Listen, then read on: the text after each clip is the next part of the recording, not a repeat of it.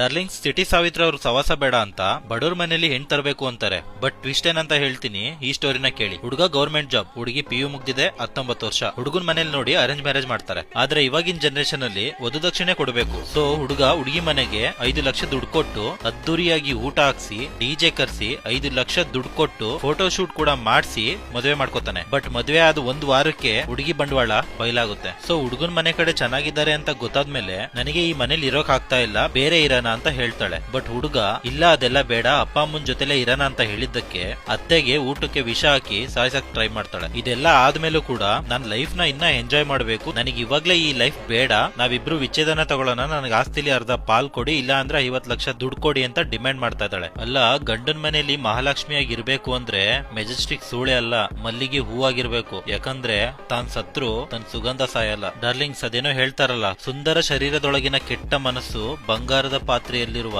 ಹಳಸಿದ ಅನ್ನದಂತೆ. 2025 ಹೋಯ್ತು, 26ರಲ್ಲಿ ಒಳ್ಳೆ ಹುಡುಗಿರ್ ಸಿಗ್ತಾರೆ ಅನ್ಕೊಂಡಿದ್ಯಾ? ಚೇಂಜ್ ಆಗಿರೋದು ಜಸ್ಟ್ ಕ್ಯಾಲೆಂಡರ್ ಅಷ್ಟೇ, ಕ್ಯಾರೆಕ್ಟರ್ ಗಳಲ್ಲ. Never show your love until you see loyalty. I repeat, never.